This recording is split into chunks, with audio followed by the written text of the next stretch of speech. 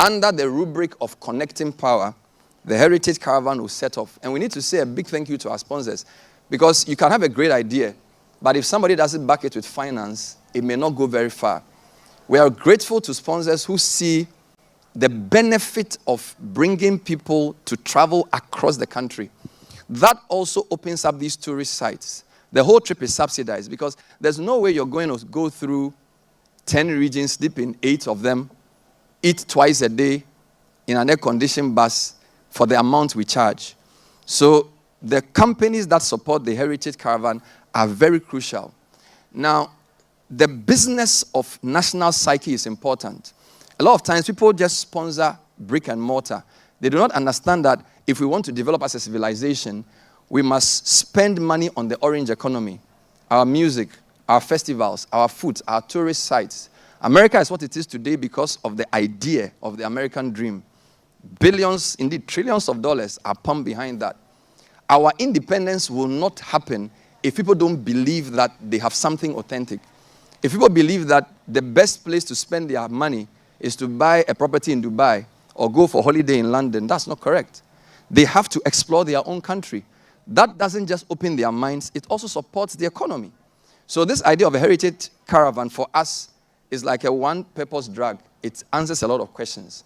And so this year, as the minister said, it's sold out because many people have seen the value of traveling around the country to know it in a genuine way.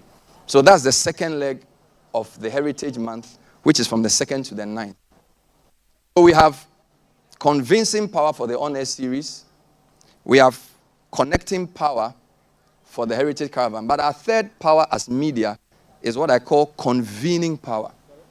That's a very understated power, but very important. Anybody can say anything, but the media is the agora, the public sphere where everybody comes. It's like the court of the chief's palace. And we are actually imitating that here. Different cultures. So a lot of media houses cede their convening power to only politicians to come and discuss issues every day. We understand that to shape a country is not just duty bearers and what they do at the top, but citizens and how they respond and do other things. So for us, we guard jealously our convening power, which is why we've decided that we will use the last week of the month to bring people together to celebrate our foods. Because for us, there's no point in growing food only to be buying foreign imported chicken and rice. If we don't spend our money on that which our poor farmers produce, they will never be rich. So the challenge of economic development can be bringing people together. In the last few years of the festival, we've had thousands of people pass through. We divide the country into 3 to give distinct features to each of our meals. So we have the northern village, the middle belt, and the southern village.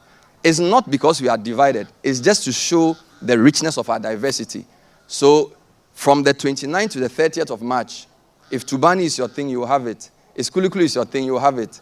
If Asana or Pito is what you want, you will get it. We are focusing on our snacks, our beverages, and our heavy-duty meals as well.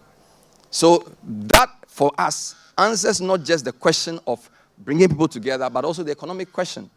Because what you spend your money on is an indication of what you value. So we have subtle ways of using convening power to also address economic challenges.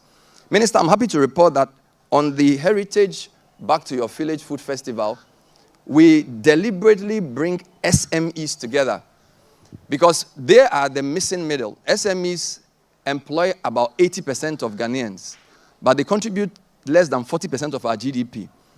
This is because they've not been given the resources to package right, and they don't have access to markets. So if we have 100,000 people listening to us who can come through the AMA forecourt, it's a very important thing to sample the food and then to know where the SME is based to give them orders for the rest of the year. So like the other 2 programs, this convening power is also addressing an economic challenge.